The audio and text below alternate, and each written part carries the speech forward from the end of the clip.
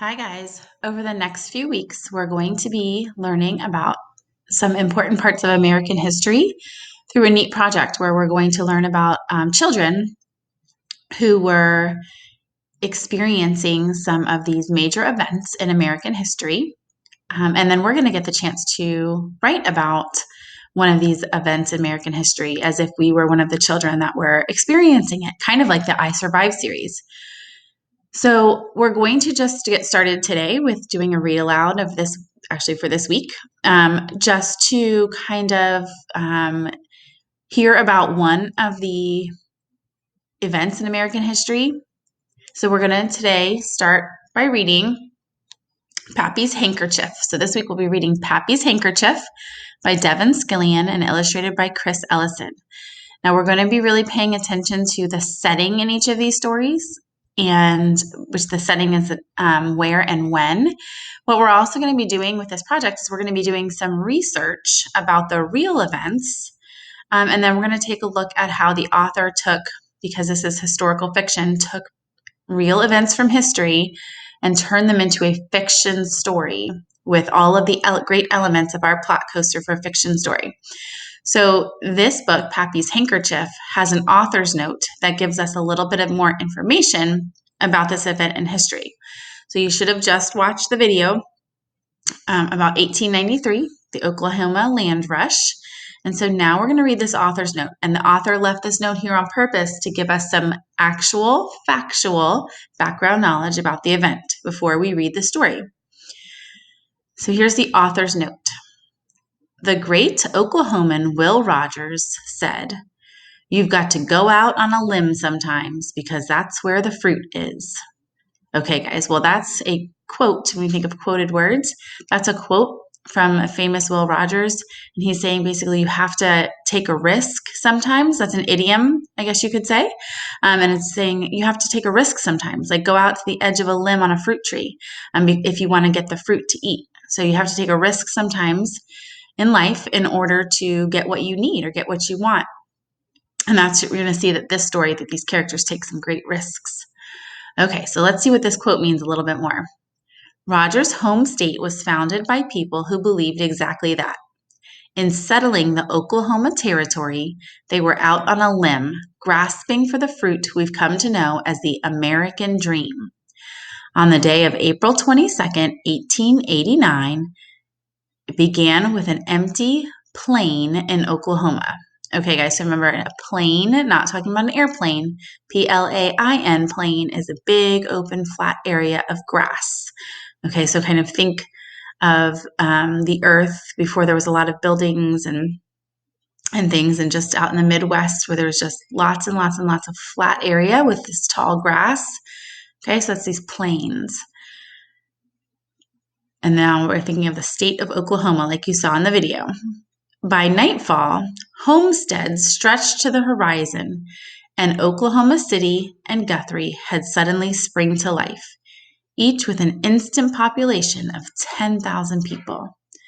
Well, that's some extreme language, thinking of the word instant population, right? That means like all of a sudden, like a snap. There were all of a sudden these 10,000 people there, and they're all lined up, ready to go and try to race out to get a piece of land. The history of Oklahoma is terribly complicated.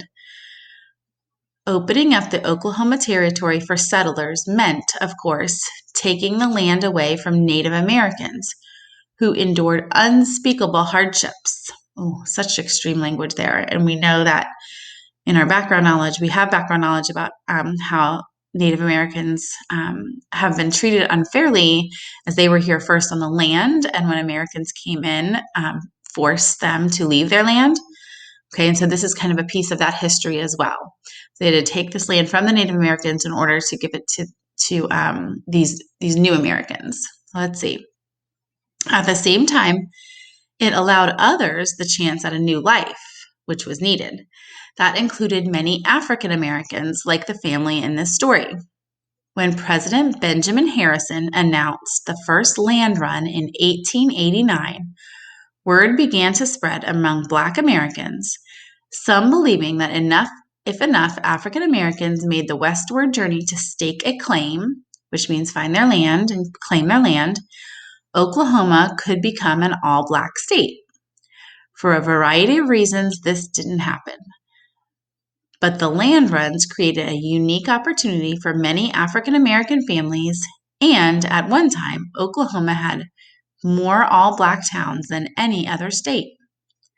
While we talk about the Oklahoma land run, there were actually 5 different runs between 1889 and 1895. Pappy's Handkerchief isn't about any one family or even one land run. The story is a medley of the struggles and experiences of thousands of families who journeyed west to live as pioneers on the prairie.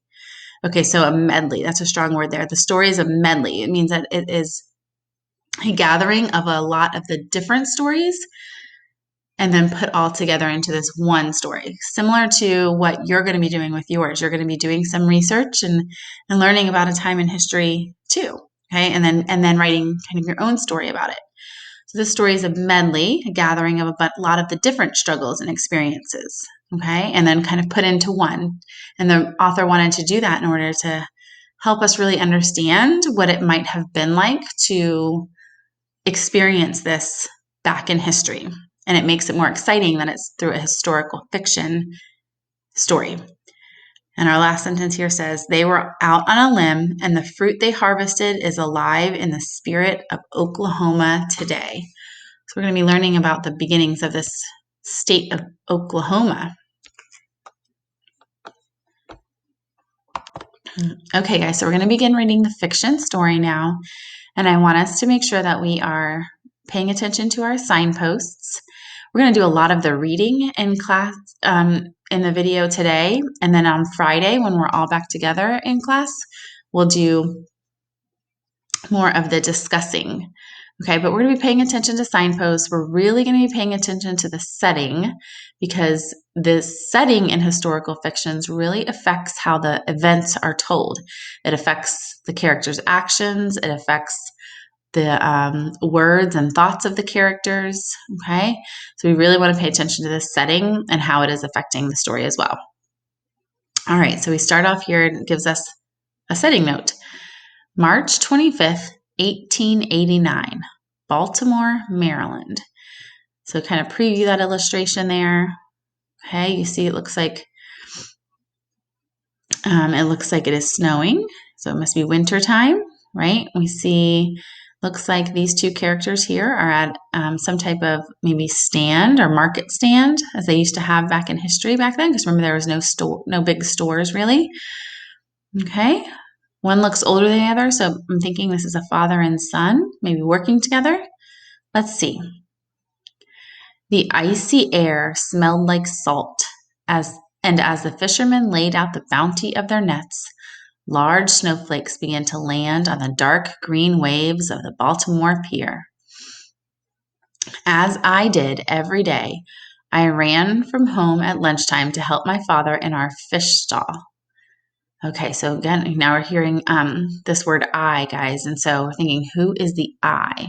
So I'm thinking the I is the narrator, and he must be this younger boy. And here he is. He's run home to help his father at the fish stall, which I'm thinking is like the fish stand where they sell this fish. Let's see.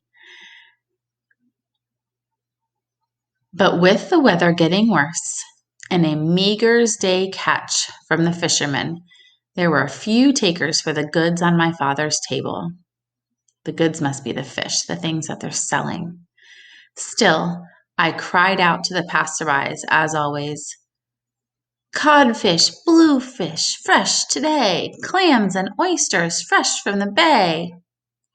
So guys, I heard some negative language there, like a meager's day catch, which means, not a lot of a catch, negative meaning there.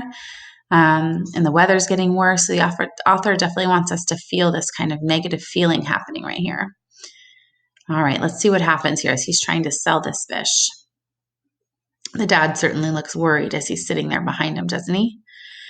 Mrs. Wayburn came by, of course, for the clams to put in the soup she served in her tavern, and Mr. Sanders purchased some salt cod that my father pulled from the old oak barrel. But as the sky over the harbor darkened, my father counted the few coins in his change purse. He always hoped for enough to buy some beef or even a chicken. But dinner tonight would again be the fish that we didn't sell. And I had never seen my father more sad as he closed down the fish stall for the evening. Okay, so again and again on this page, we're certainly hearing about these fish that they're selling and how they're important for the family's survival. It sounds like that's how they make their money. And it's certainly hearing again and again that they are not being very successful here with selling this fish. Okay, so let's see, how is that going to affect them? It certainly sounds like a bit of a problem.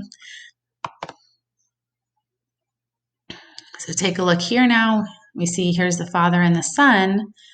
They're looking over here at this other group of men talking, holding this paper. Now remember, this is set back, in the 1800s. And so remember, guys, they didn't have technology. The only way that they had any way of knowing what was happening in the world was through some newspapers. And many people didn't know how to read, right? And so they had to kind of rely on talking to each other a lot to get news spread. So let's see what happens here. We walked past the other stalls run by Negro families like ours, and then moved into the wharf where the white fishmongers had their stalls. They were a little busier, but not much. We trudged the 12 blocks to our tattered row house on Woolfolk Street, the cobblestones quickly disappearing beneath the snow. So the cobblestones are the old bricks that they used to have their roads made, roads were made out of. And so it's definitely snowing hard here. And so definitely I noticed that the author is comparing the African American characters here, which he calls Negro, from a word of the time for Black Americans. And he's comparing it to some of it says the white fishmongers. So that would be, because remember, there was still segregation. And so many of the activities of Black Americans were kept separate from the activities of white Americans. And so they had these white fishmongers. So that must be a synonym for a person who sells fish. Okay, so even they are having trouble. So it sounds like everybody's having trouble here surviving and selling their goods. Okay, so it sounds like hard times here that they're having. Let's see. So we're right here on usually. Usually, sorry guys, let me go back there. Usually we talked of the stall or of the neighbors, but this night, keeps trying to do that for me. It's very touchy today. But this night my father spoke not a word until we stood outside the entrance to Cook's General Store. As usual, there was a group of men from our neighborhood standing beneath the awning, arguing and talking about this and that. My father said nothing, but he listened. Okay, guys, well, the author gave us a good contrast and contradiction there, right? And told us that, usually they're very talkative, but tonight they're not talkative, which makes me think that, the father's being very thoughtful, very pensive, right? And now he's trying to kind of hear and think what's happening over there that everybody's talking about. So you can almost kind of infer this tough question of like, what are we going to do? So let's see what he overhears as he listens. So we're right here on this second paragraph on this page with Oklahoma. Oklahoma, that's Indian territory. You go out there, you're going to get killed. And even if you don't, ain't nobody going to give you a farm. That's crazy. It was Rupert Johnson talking in his deep, gravelly voice. He was pointing in the face of Liberty Grosjean. Liberty could read, and he often bought a newspaper to Cook's to tell what was happening in the world beyond our Baltimore row houses. Okay, guys, so here's our first mention of Oklahoma, and we know from our introduction that this is going to be about the Oklahoma land rush here. So this is the first mention of Oklahoma that they're hearing from this newspaper. And listen, the author definitely wanted us to think about this character of Liberty Grosjean, who must be the one holding the newspaper. And you can see this other man kind of pointing in his face, which I'm thinking he's pointing with a lot of emotion, and thinking this is a terrible idea. You're going to go out there and get killed, right? But our main characters here are really listening and thinking about what he's saying. And Liberty, it sounds like, is different from most characters because Liberty does know how to read. And let's see. And so he's able to get that news. So let's see what's going to happen here.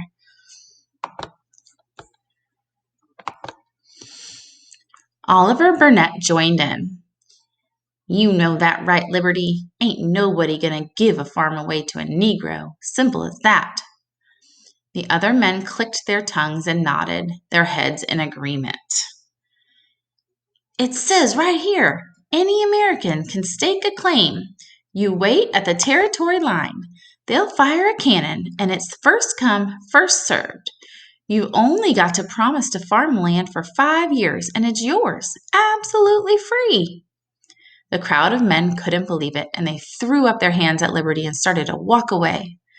My father was listening to every word, and as the crowd moved away from Liberty, my father drew closer to him. Liberty, what's this you say? Where does a man go to get a free farm?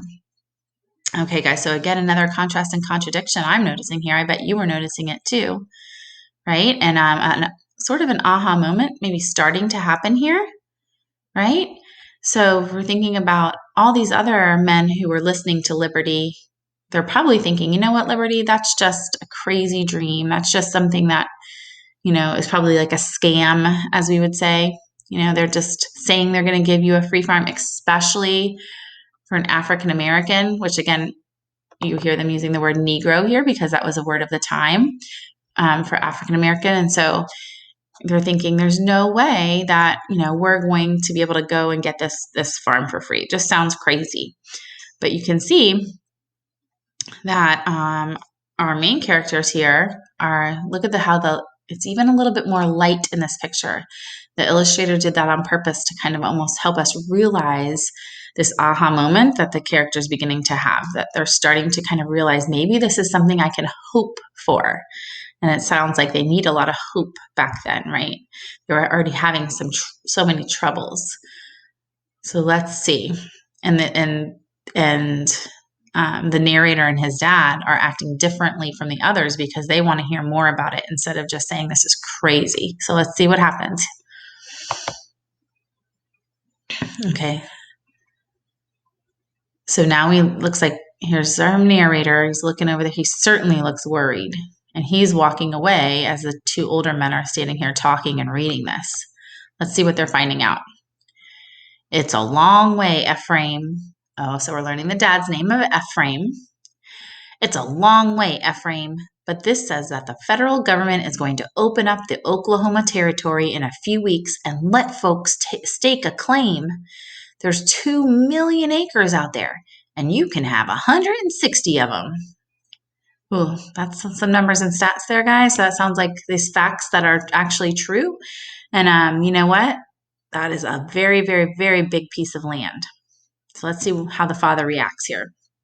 When does this happen? My father asked. They're going to fire the cannon at noon on April 22nd, said Liberty. But that's just 1 month from now, said my father. I know, said Liberty.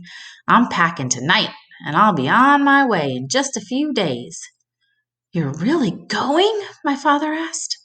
Liberty was young, just a few years older than me.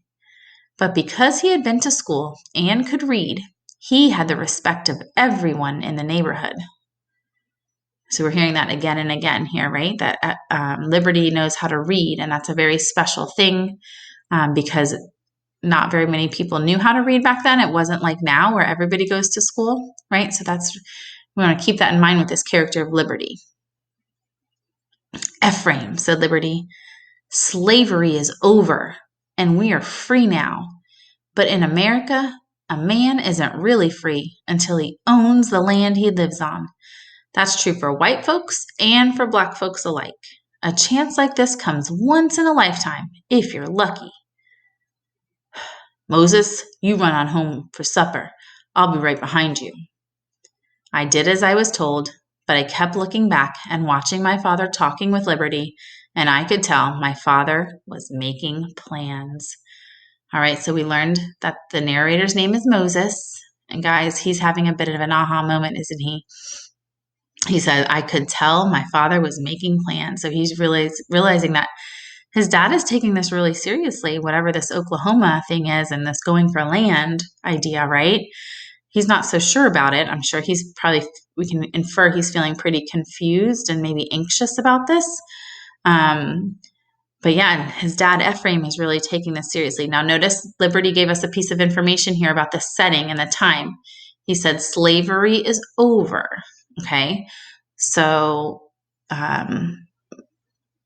they are free to go and they're free to move, right? But that's a very far trip across the whole country, right?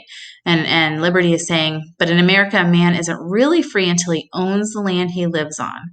So it's very, very important to people, all people, especially back then, to own a piece of land. It means a lot of security for your family back then. All right, we're going to read one more page, guys, for today. Let's see what happens here.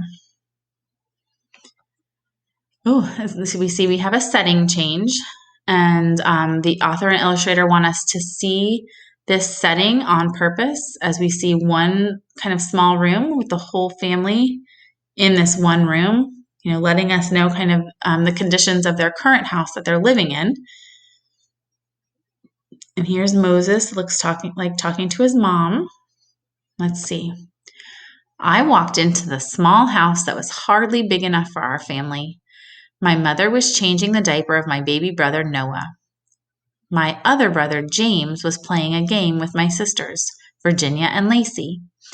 Pappy and Granny, my grandfather and grandmother, were sorting through a burlap sack of small apples.